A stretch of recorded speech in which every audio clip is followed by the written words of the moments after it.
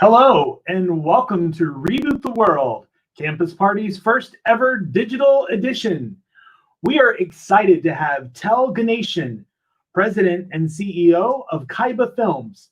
He's going to present independent films with a global impact. Take it away, Tel. Thank you, Jason. Good afternoon and good evening, depending on wherever you are. I wanted to talk about independent films, the global impact. So how I got started is really I was an entrepreneur, and then prior to that I was an engineer, and then working at automotive for 13 years as an employee. Then I became an entrepreneur. I was into IT, engineering, developing some software products. Since this conference is all about inspiring young innovators around the globe, so I want to start off with that.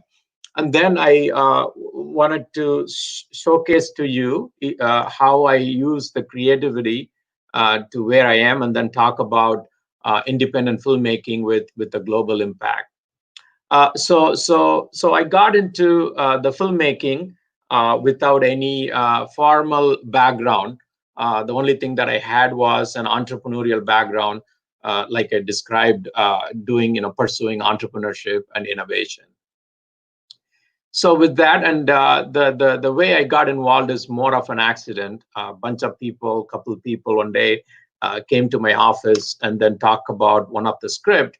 And then I got involved in that script, and then I listened to it, and then it sort of resonated with what I'm already doing in the entrepreneurial space, because this we are in Detroit in Michigan, and the original script talked about a story that will showcase Detroit, and then so that really fascinated me, and then I would say that I got into the movie making by accident, also known as serendipity.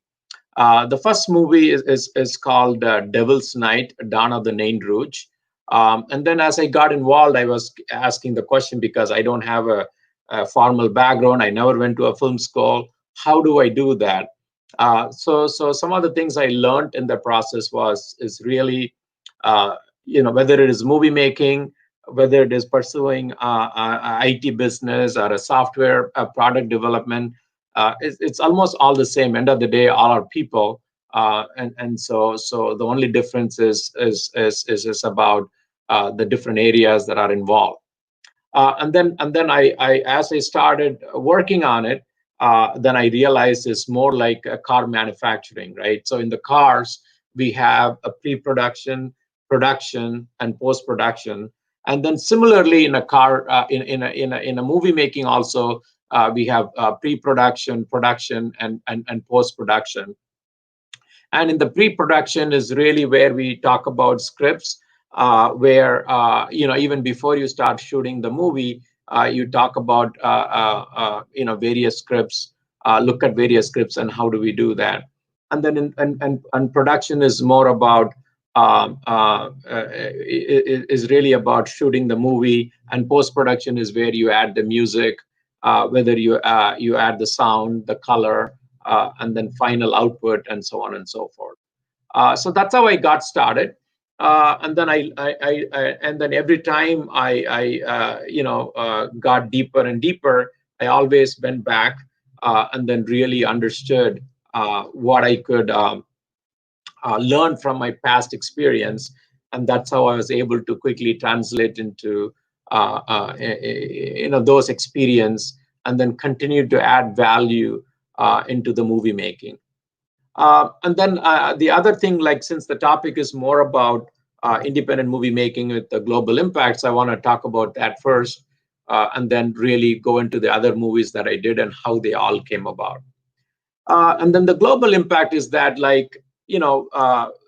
if you really look at all the studios, the difference between studios and independent movie makers are that studios have a lot of budget. Sometimes the budget itself is almost like the budget for marketing is almost like as much as they spend on production.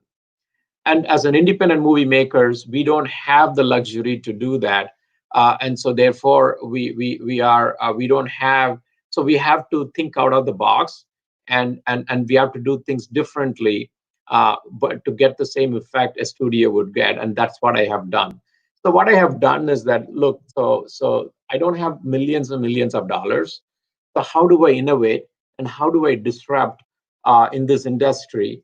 And so the couple of the concepts I have done would be to started putting some global talent. If you really look at the Hollywood movies, they really cast talent from different parts of the world, and in fact, they even do a lot of co-production around the world. So I utilized that concept. So I had cast a global cast, so that way the movie can be promoted across the globe, utilizing that cast, right?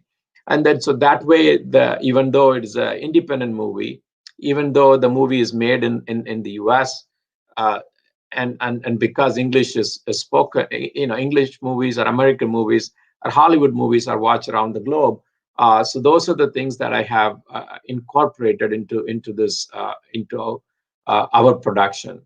So with that, we started, and then as soon as we started working on the first movie, and then obviously I went to India and did a massive promotion because my originally I came from India, so I went back where I had the connections.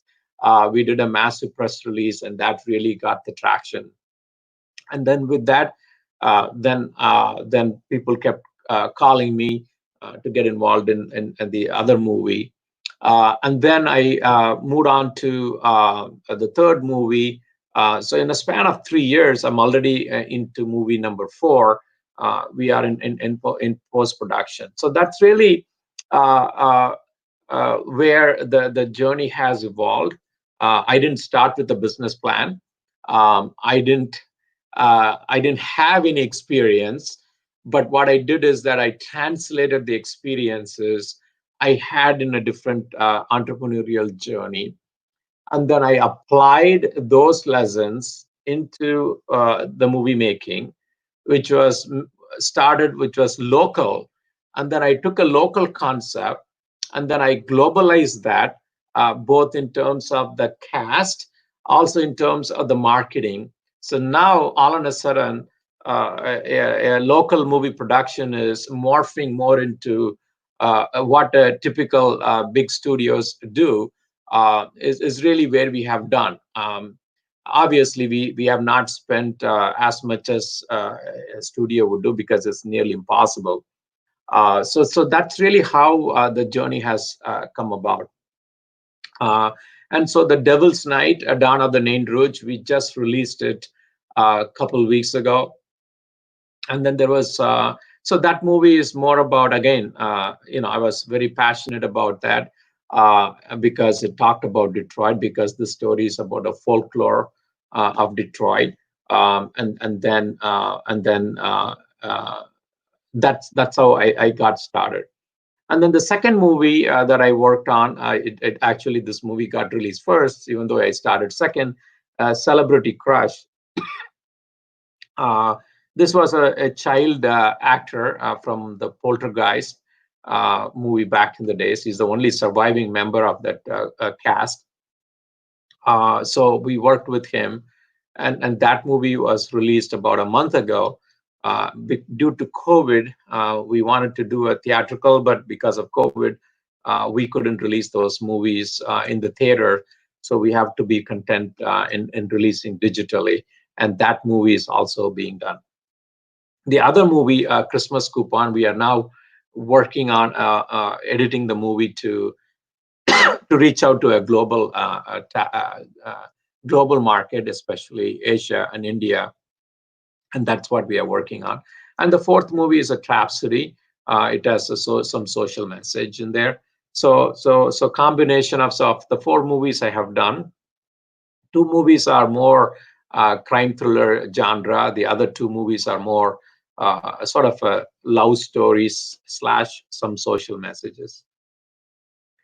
So how could you as an entrepreneur or as an innovator, how do we get into creativity? Is really look at where you at, and then obviously movie making is a team sport, and so where you combine the synergies of so much of talent. Obviously you have to have a good script, and you have to have the budget. Somebody have to fund if you don't have the money yourself, and so all of them come together. And then most importantly, as with any project, you'll have ups and downs, and then so we should have the tenacity, the persistence and perseverance to continue to resolve the roadblocks. But I think in the end, when you see your product is getting watched by so many people around the globe, that sort of is the gives you the motivation to continue to produce more movies, and the most importantly what it does is that it gets your creative juice going, and I think so that those are some of the things that I have learned. Why am I doing this? How far I will do it? And how can this have a global impact? So that's really my message. My message is that how to take a concept from a local movie maker and apply the right tools, so you become a global movie maker with bringing talent, marketing, and that way you will be able to sustain and able to get the revenue that will support your operation, and the movie making, so you can continue to make movies and continue to have the positive impact. So those are some of the things that I wanted to share, and if there are any questions, I would like to answer them. So it's not about me, so I think that's so I like to stop my formal presentation at this time and open up to some Q&A.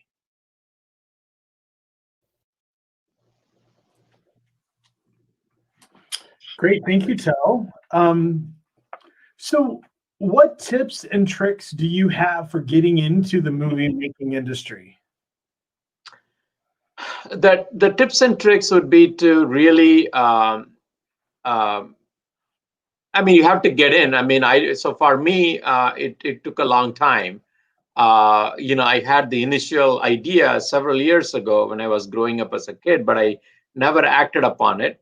The tips and tricks is to have a strong team, and you should have some money in your own pocket. If not, find somebody who could do it. The thing is the right team. You got to have a good writer, and depending on who you are, whether if you are a director or you're a producer, or a writer, so you have to have at least 3 or 4 like-minded people, and before you embark on the journey, because it's a team sport, and that would be my tips and trick for somebody who wants to get into movie making. Now you mentioned a little bit about The Devil's Night. Where can we see The Devil's Night? Devil's Night, right now it's been released in the US and Canada, and so you can almost watch them on any digital platform such as Amazon, Apple, Vudu, Fandango, and so yeah, so those are the platforms that you can. Devil's Night, Dawn of the Nain Rouge, you can watch it, and then same thing about Celebrity Crush too. So don't have crush on the celebrity, but do watch on all the digital platforms, Apple, Amazon, Fandango, and Vudu. Great, thank you. How do you make a decision to get into the film industry?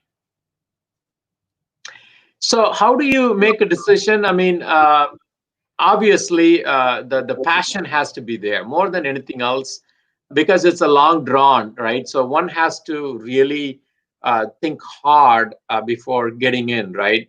Because it's a long drawn process compared to other type of other type of entrepreneurial pursuit.